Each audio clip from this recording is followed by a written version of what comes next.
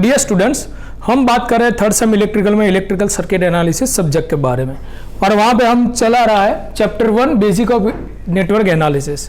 Okay, अभी basic of network analysis में हम बात कर रहे हैं मैश एनालिसिस के बारे में। उसके काफ़ी सारे एग्जाम्पल हमने किए हैं। लास्ट एग्जाम्पल हमने किया था वो सुपर मैश के बारे में था। ओके, अभी हमने इंडिपेंडेंट सोर्सेज के एग्जाम्पल किए जो राउंड शेप में होते हैं, उसके बारे में हमने सुपर मैश की बात की। उसके बाद अभी हम सुपर मैश प्लस हमारा डायमंड शेप डिपेंडेंट सोर्स, उन दोनों का कॉम्बिनेशन वाला एग्जांपल देखते हैं, जो एग्जाम में काफी बार आने की संभावना काफी ज्यादा है। ओके, चलो तो हम बात कर रहे हैं एग्जांपल ये कि वहां पे हमको सुपर मैश भी यहां पे बनेगा। ओके, और यहां पे हमारा डायमंड शेप डिपेंडेंट सोर्सेज भी है।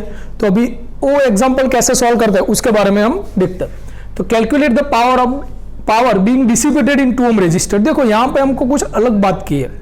क्या बात की है कि पावर कितना डिसिपेट हो रहा है। आगे के जो भी एग्जांपल हम पढ़ते थे वहां पे हमको बताया जाता है कोई I1 I2 I3 खोजो। ओके, लेकिन यहां पे क्या हो रहा है, देखो यहां पे वो बोल रहे हैं कि 2 ओम में से कितना पावर डिसिपेट होता है। तो ये कुछ अलग तरीके से हमको पूछा गया है और बहुत ही ईजी है, देख लेंगे।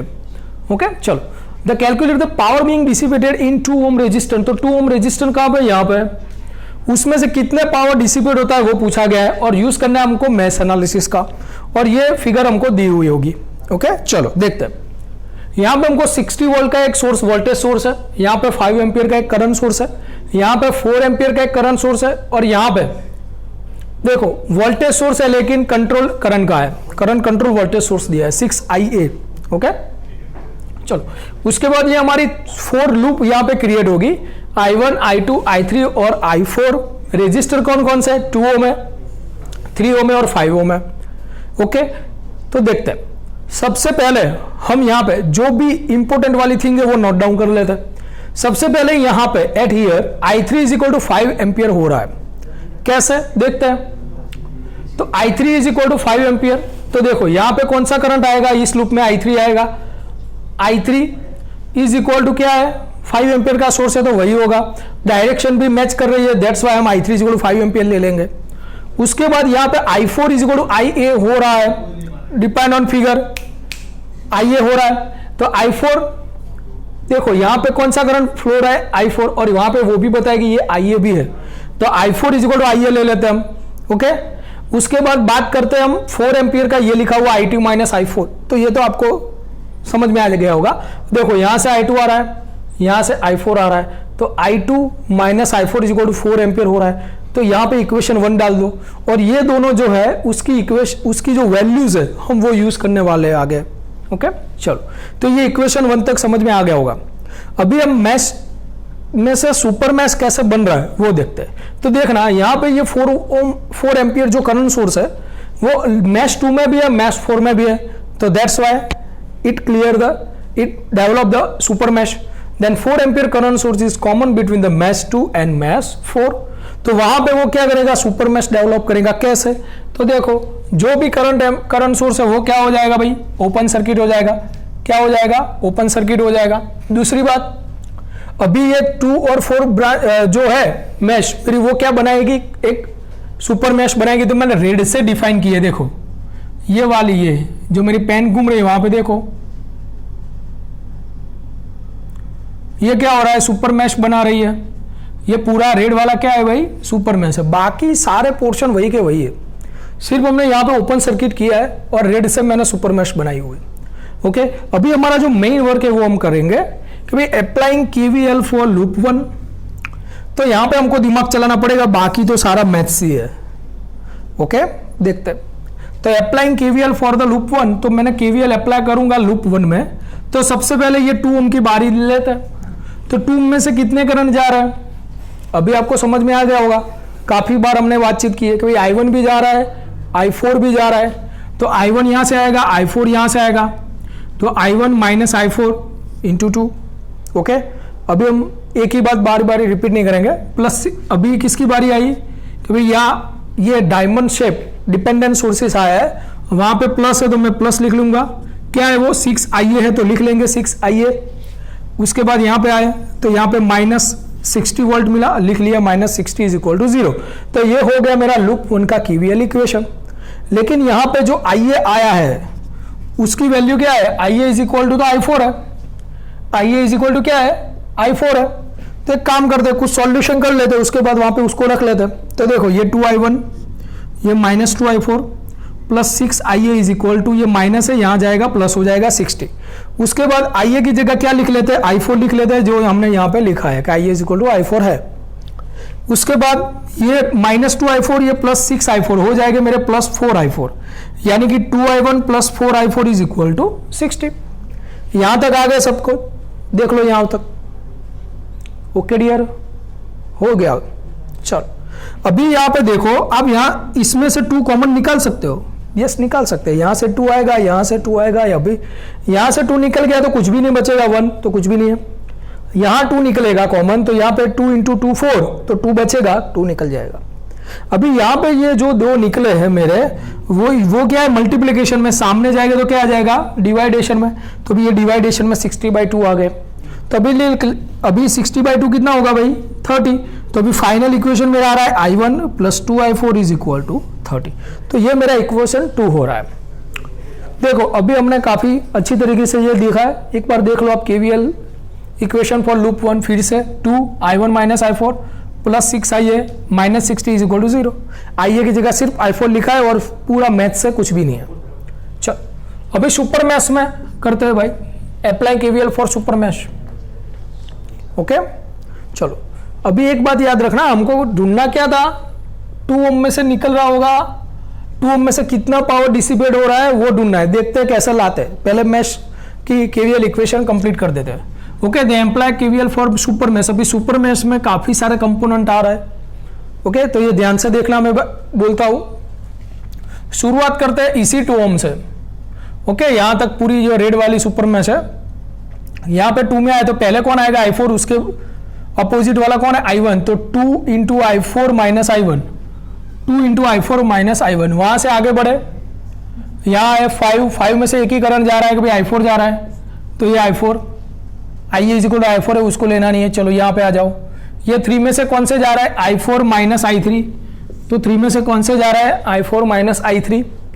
वहां से आगे बढ़े, यहाँ है, यहाँ 4 है, 4 में से कौन कौन से जा रहा है कि भाई I2 माइनस I3 जा रहा है। 4 में से कौन सा जा रहा है, तो हम अभी यहाँ तक आए तो यहाँ I2 आ जाएगा, तो I2 माइनस I3 जा रहा है, तो I2 माइनस I3 लिख लिया भाई। उसके बाद घूमते घूमते यहाँ आए तो यहाँ -6IA मिल रहा है, लिख लो -6IA।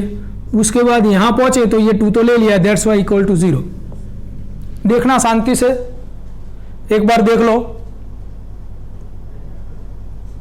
ओके, फिर से बताता हूं, पहले हमने ये 2 का लिया, हम ये इस मैश में है तो उसका आगे लेंगे, तो I4 minus I1, 2 × I4 minus I1। उससे यहाँ पे आए 5, यहाँ एक ही करंट जा रहा है I4, that's why 5I4 plus. यहाँ है ये 3 में से कौन कौन से करंट जा रहा है, I4 माइनस I3। उसके बाद यहाँ आए 4 में, तो 4 में 2 करंट जा रहा है, I2 माइनस I4। उसके बाद यहाँ आए तो ये -6IA, अभी ये हो गया है, तो इज इक्वल टू 0। ओके चलो, तो मैं उसको अच्छी तरीके से लिख लेता हूँ। ये 2 × I4 2I4, ये 2 × minus I1 minus 2I1 plus 5R4 वहीं का वही, 3 × I4 3I4, 3 × minus I3 minus 3I3, 4 × I2 4I2, 4 × minus I3। अभी ये माइनस है, यहाँ पे इक्वल टू के सामने रखा तो ये प्लस हो जाएगा। उसके बाद थोड़ा सॉल्यूशन कर लेते हैं। I1 वाला एक ही है तो लिख लिया -2I1। उसके बाद I2 वाले कितने हैं, I2 वाला भी एक ही है, दैट्स वाई प्लस 4I2 लिख लिया। I3 वाले कितने हैं, 2 है, तो -3 और -4 हो जाएगा, -7I3। I4 वाले कितने, ये 2 + 5 7, 7 + 3 10 हो गया, 10I4। ये इक्वल टू के सामने ये 6IA है, IA की जगह हम IA is equal to I4 भी लिख सकते हैं, लिख लिया है। ओके चलो उससे आगे जाते हैं। -2I1 वही का वही, 4I2 वही का वही, 7I3 वही का वही, भी 10I4 वही का वही। ये 6I4 है, इसको मैं इक्वल टू के इस साइड लाऊं तो प्लस में से क्या हो जाएगा, माइनस हो जाएगा, ये इक्वल टू 0 हो गया। अभी उसके बाद ये -2I1 वही का वही, 4I2 वही का वही, 7I3 वही का वही, 10 - 6 हो जाएगा प्लस 4I4। ओके ये 10I4 है और ये -6I4 है, तो हो जाएगा मेरा +4I4। ओके, मैं सिर्फ मैथमेटिक्स की बात कर रहा हूँ और कुछ नहीं है, इलेक्ट्रिकल नहीं है सब। ओके चलो उसके बाद आगे बढ़ेंगे। ये -2i1 है।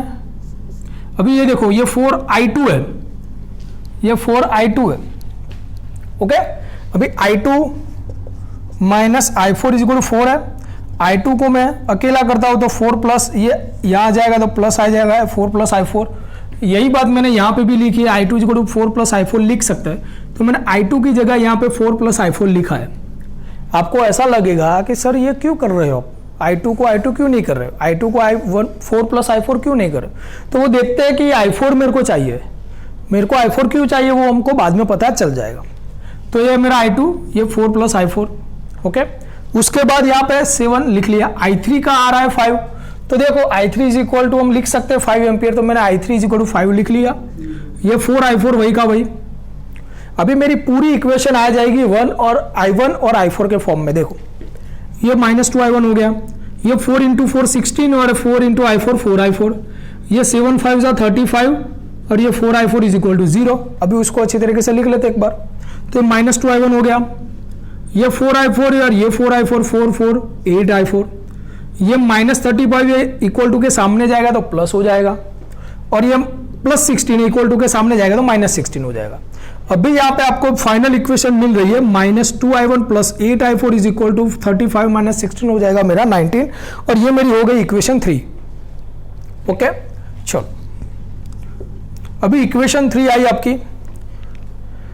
अभी एक बात देखो, यहां पे मैं जो इक्वेशन 2 लाया था और इक्वेशन 3 लाया, दोनों में i1 और i4 ही है, i2 i3 नहीं है।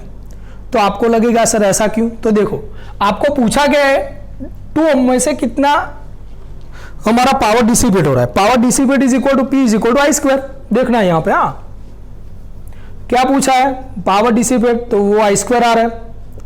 अभी R कौन है, तो भाई 2 ओम में बताया है, उसमें से करंट कौन सा जाएगा, i1 माइनस i4 जाएगा।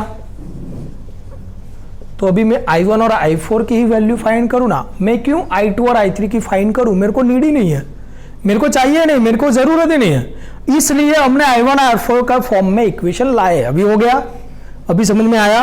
ओके चलो अभी एक काम करो, इक्वेशन 2 को 2 से मल्टीप्लाई करो, तो i1 को 2 से करो 2i1, 2i4 को 2 से करो 4i4, और 30 को 2 से करूं तो 60। मैंने इक्वेशन 2 को 2 से मल्टीप्लाई किया है, और जो इक्वेशन 3 है वो यहां पे सिर्फ लिख ली है, -2i1 plus 8i4 is equal to 19। Okay अभी एक काम करो, दोनों का सम करते हैं। अभी सम करेंगे तो ये माइनस और प्लस दोनों चले जाएंगे, हो जाएगा 0, क्योंकि ये 2i1 है, ये -2i1, दोनों का सम 0 होगा। यहाँ 4 प्लस 8 है तो ये हो जाएगा 12i4, और 60 प्लस 19 हो जाएगा 79। अभी ये देख लो यहाँ पे फिर से लिख लेते हैं 12i4 इज इक्वल टू 79। अभी i4 को अकेला करने के लिए 12 यहाँ पे मल्टीप्लिकेशन में है, सामने जाएगा तो डिवाइडेशन में आ जाएगा। तो 79 माइनस 12 जब आप कैलकुलेटर में करोगे तो 6.58 एम्पियर आएगा। ओके तो यहाँ मेरा i4 आया है सिर्फ, लेकिन मेरे को पावर डिसिपेट में पता है i1 भी चाहिए, तो i1 ढूंढते। एक काम करो, i4 की वैल्यू किसी भी इक्वेशन में आप डाल सकते हो, तो मैंने इक्वेशन 2 में डाली है। किसकी वैल्यू, i4 की वैल्यू पुट इन इक्वेशन 2। तो देखो यहाँ फॉर्म इक्वेशन 2 से क्या मिल रहा है, i1 लिख लिया, 2i4 लिख लिया, 30 लिख लिया, ये मैंने इक्वेशन 1 इक्वेशन 2 लिख ली, उसमें मैं i4 की वैल्यू डाल देता हूँ 6.58। तो अभी ये 6 2 हो जाएगा 12, 58 है तो 13 हो जाएगा, तो 2 इंटू 6.58 हो जाएगा 13.16। अभी इसको मैं इक्वल टू के सामने ले जाऊँ तो हो जाएगा माइनस, तो 30 माइनस 13.16। तो अभी i1 मिल गया मेरे को 16.84 और i4 आ रहा है मेरा 6.58। तो दो मेरे करंट आ गए जो मेरे को चाहिए, i1 और i4। ये दोनों की जरूरत नहीं है तो मैं फाइंड ही क्यों करूं, i2 i3 चाहिए ही नहीं। ओके चलो अभी ये मेरा फाइनल हो रहा है कि भाई now power dissipated in 2 ohm resistor P is equal to I square R है। पावर डिसिपेटेड क्या है, P is equal to I square R। Current कौन से चाहिए, तो देखो 2 ओम में से कौन सा करंट जा रहा है, i1 माइनस i4। तो i1 माइनस i4 करंट का स्क्वायर होगा, यहाँ पे स्क्वायर लिख लो। रेजिस्टर दिया है मेरे को 2 ओम में से चाहिए मेरे को, तो 2 ओम। इसका सॉल्यूशन करेंगे, i1 की वैल्यू रख दो, i4 की वैल्यू रख दूंगा। जब भी आप सॉल्यूशन करेंगे कैलकुलेटर में इसका, वो इजीली आपको आता ही होगा। अब वो आएगा मेरा 210.13 यानी कि 210.13 वॉट, ओके, 210 वॉट ये मेरा पावर डिसिपेट हो रहा है। तो देखो यहाँ पे मैश एनालिसिस का ही एग्जांपल है, लेकिन डायरेक्टली आपको ऐसा नहीं पूछा है कि भाई I1 I2 I3 फाइंड करो, इस तरीके से भी हो सकता है। तो ये आज हमने नई पैटर्न देखी, मैश एनालिसिस भी है और ये मेरा डायमंड शेप डिपेंडेंट सोर्सेज भी है। तो इस तरीके से एग्जांपल आ सकते हैं इसके। अभी मैश एनालिसिस से आगे बढ़ के हम नोड एनालिसिस पे भी जाएंगे, लेकिन अभी लास्ट वाली एक मेथड्स बाकी है एग्जांपल की, तो वो हम देख लेंगे नेक्स्ट लेक्चर में। ओके, तब तक के लिए आप ये एग्जांपल पढ़ो, दूसरे सॉल्यूशन करो बुक में से। Okay, thank you.